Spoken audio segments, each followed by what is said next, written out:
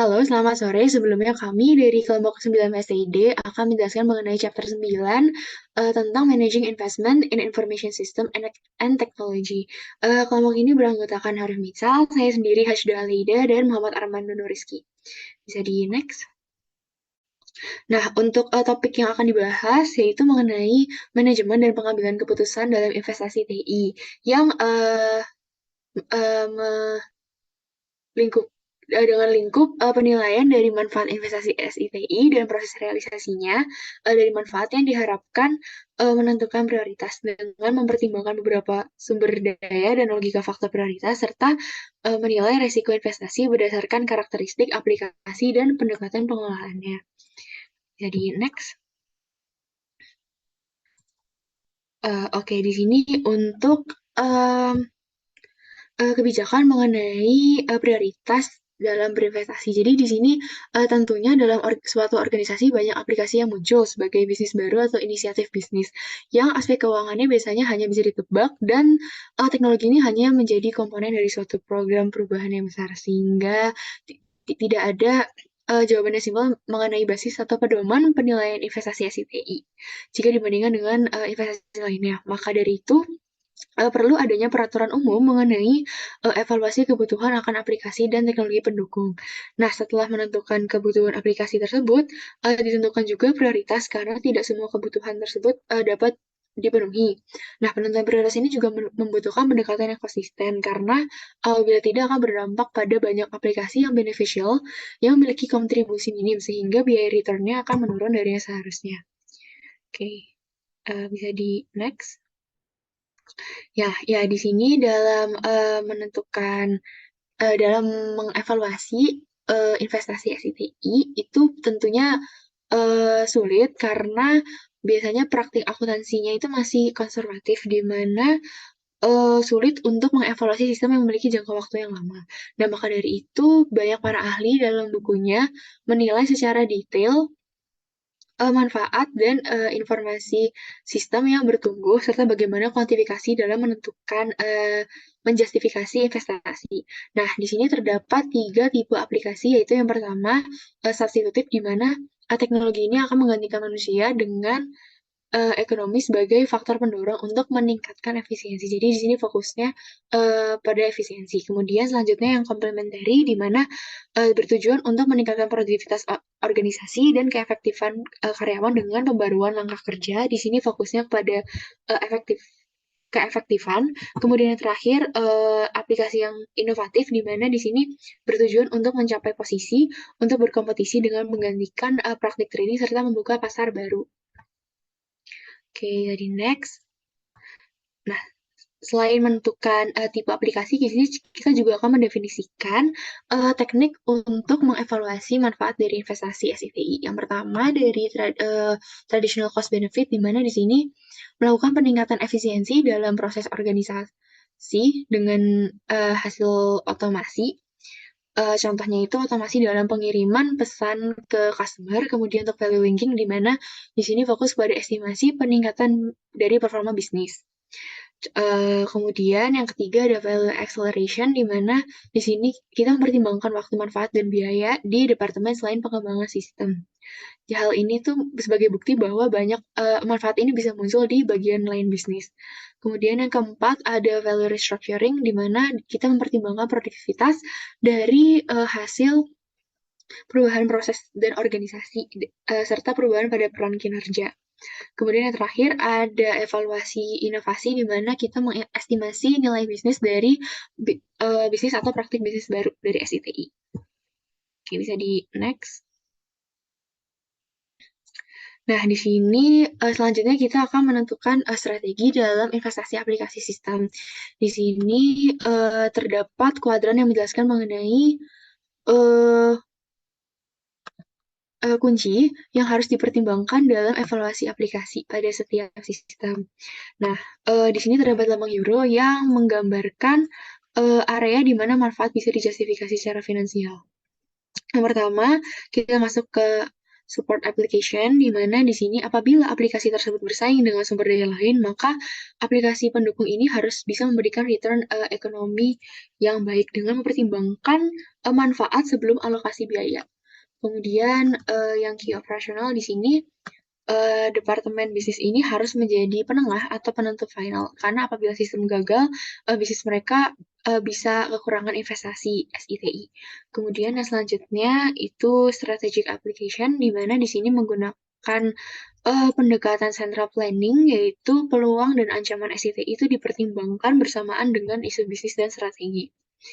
Kemudian yang keempat high potential application di mana proyek yang memiliki potensi tinggi ini biasanya manfaatnya tuh tidak diketahui sehingga tujuannya di sini untuk mengidentifikasi manfaat dan bagaimana cara mencapainya.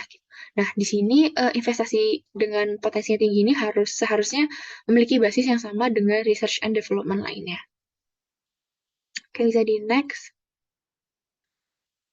Nah, di sini terdapat hubungan antara evaluasi manfaat yang berkaitan dengan kategori evaluasi manfaat yang berkaitan dengan tipe aplikasi dan klasifikasi portofolionya. Nah, misalkan pertama di sini untuk yang tipe aplikasinya substitutif itu dia memperhatikan cost, value linking, dan value acceleration. Untuk tipe yang complementary dia memperhatikan cost, value linking, acceleration, dan restructuring. Kemudian yang terakhir itu untuk yang tipe inovatif dia memperhatikan cost, benefit, value linking, memperhatikan seluruh teknik evaluasi SITI.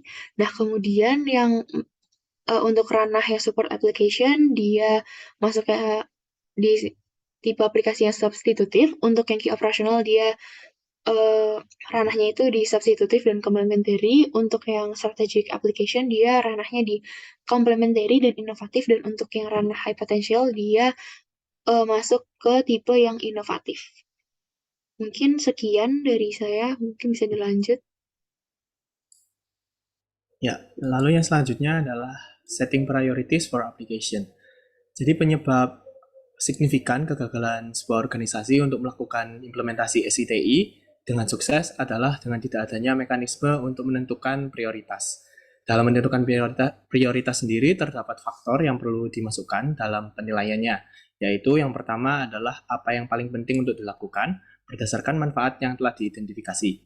Lalu apa yang dapat dilakukan berdasarkan sumber daya yang ada, dan apa yang mungkin akan berhasil berdasarkan risiko kegagalan dari setiap investasi. Alasan mendasar dalam memberikan prioritas adalah untuk memberikan prioritas pada aplikasi yang akan berkontribusi paling besar untuk mencapai tujuan bisnis, tetapi menggunakan sumber daya yang paling sedikit. Dan setiap aplikasi harus dijelaskan seberapa relevan dalam artian tinggi, sedang, atau rendah untuk mencapai masing-masing Critical Success Factor atau CSF. Nah, dalam menilainya dapat dilakukan pembobotan, yang mana dapat dilakukan dengan menggunakan decision matrix seperti yang ada di gambar sebelah kanan. Nah, di sini decision matrix-nya adalah bertujuan untuk meringkatkan tujuan bisnis berdasarkan prioritasnya menggunakan CSF sebagai seperti via CSF gitu. Nah, nanti nilainya di total dan dicari yang paling tinggi. Next. Selain itu, dalam menetapkan prioritas, harus juga menetapkan prioritas pada key operational systems. Karena dengan menetapkan prioritas pada key operational, nanti jika dilakukan investment akan mendapatkan benefit-benefit yang meliputi 4 bidang, yaitu financial economics, lalu ada critical success factors, lalu ada risk to current business, dan infrastructure improvement. Nah, nantinya masing-masing area benefit ini akan diberikan pembobotan relatif berdasarkan faktor yang ada, seperti yang terlihat pada gambar di sebelah kanan ini. Misalnya, pada poin nomor 6, yaitu faktornya adalah new systems are required to support major business organization change or rationalization. Di sini, manajemen harus memutuskan bobot yang ingin mereka berikan ke setiap benefit dan melakukan perankingan untuk menentukan prioritasnya. Selanjutnya. Lalu di sini ada benefit management. Jadi benefit management adalah proses pengorganisasian dan pengelolaan yang sedemikian rupa sehingga potensi manfaat dari penggunaan TI dapat terwujud. Salah satu faktor yang membedakan perusahaan yang sukses dengan perusahaan yang kurang sukses dalam deploy SITI adalah keputusan manajemen untuk mengevaluasi investasi SITI baik sebelum maupun sesudah deploy.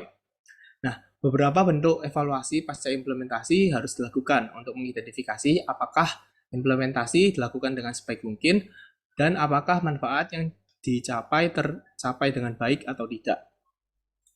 Nah, ciri-ciri atau faktor-faktor yang dapat menentukan SITI, investasi SITI itu sukses atau tidak itu dapat dilihat seperti pada di gambar sebelah kanan. Nah, investasi yang berhasil itu dicirikan oleh pendekatan yang disengaja dan komprehensif untuk mengelola manfaat dan alokasi tanggung jawab kepada manajer untuk pemberian manfaat yang ada. Misalnya di sini eh, sukses bahwa investasi itu dianggap sukses bahwa jika benefits itu sesuai dengan ekspektasi mereka, yang mana benefit ini merupakan hasil evaluasi komprehensif dari para manajer berdasarkan post evaluation itu tadi. Next. Dalam benefits management itu terdapat dua metodologi dalam melakukan manajemennya, yang mana kedua metodologi ini merupakan hasil dari best practice dan relevan metodologi yang telah dikembangkan selama 30 tahun terakhir. Di sini ada dua, yang pertama adalah System Development Methodologies, yang mana dirancang untuk memastikan bahwa sistem yang telah dikembangkan dengan cara yang paling tepat. Di sini ada tiga. Yang pertama ada SSADM atau Structure System Analysis and Design Methodology, lalu ada DSDM atau Dynamic System Development Methodology, dan ada SSM atau Soft System Methodology. Lalu yang kedua di sini ada Project Management Methodology. Jadi Project Management Methodology ini penting untuk mengelola aktivitas dan sumber daya yang terkait dengan proyek. Di sini contohnya adalah PRINCE atau Project Management in a Controlled Environment. Next.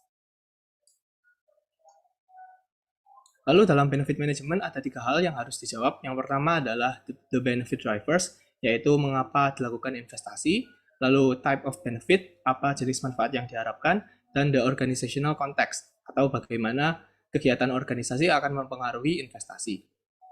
Sumber-sumber untuk menjawab dari pertanyaan-pertanyaan ini dapat dilihat pada matriks di sebelah kanan. Di sini merupakan sumber-sumber umum yang dapat digunakan untuk mencari benefit dari investasi tersebut. Next. Lalu ada benefits management proses. Di benefit management proses, modelnya ada 5 step yang iteratif. Yang pertama adalah identify and structure benefit, yang mengidentifikasi sifat dari jenis target manfaat dan tingkat perubahan yang terlibat yang akan berdampak pada bisnis. Lalu step yang kedua adalah plan benefits realization, yaitu menentukan perubahan yang diperlukan dan bagaimana pengembangan SITI dapat memungkinkan terjadinya perubahan dan manfaatnya. Selanjutnya.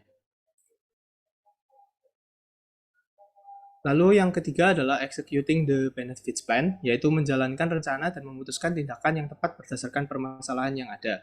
Lalu yang keempat adalah reviewing and evaluating results, yaitu mengevaluasi rencana yang sudah dijalankan dengan tujuannya memaksimalkan manfaat dari investasi dan mempelajari cara meningkatkan penyampaian manfaat dari investasi masa depan. Dan yang terakhir untuk iterasi adalah potential for further benefits, yaitu mempertimbangkan perbaikan lebih lanjut yang sekarang dapat dilakukan dengan melibatkan pemangku kepentingan dan orang lain yang dapat berkontribusi dalam pengembangan bisnis yang dikembangkan.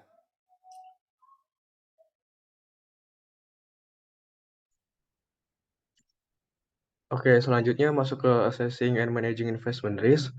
Nah, di sini menurut Lieutenant dan juga Hairscheme, terdapat beberapa domain yang menjadi alasan kegagalan dari information system investment. Yang pertama ada kegagalan teknis.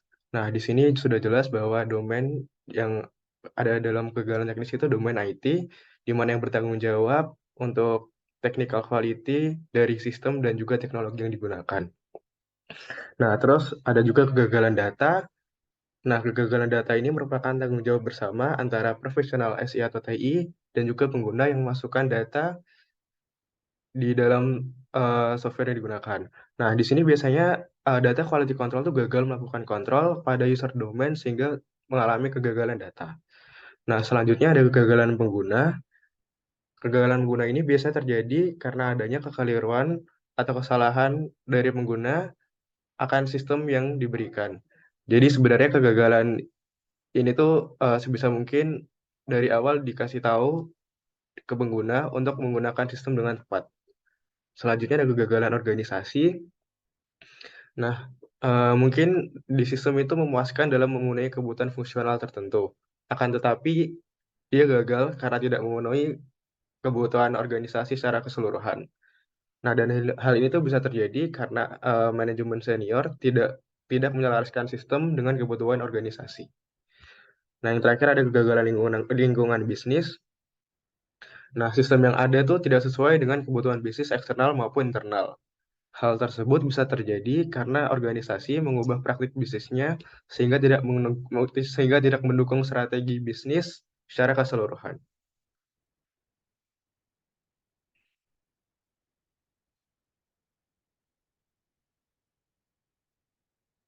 Oke, di sini dari potensial risk factor yang ada, kita identifikasi baik dari IT maupun bisnis, dan kita klasifikasikan ke dalam 4 judul utama yang berbentuk pertanyaan atau question. Nah, yang pertama ini ada perubahan seperti apa yang akan terjadi, yang kedua seberapa siap untuk mengakomodasi perubahan, yang ketiga bagaimana organisasi akan bereaksi terhadap perubahan, yang keempat seberapa dinamis konteks perubahan akan dilakukan.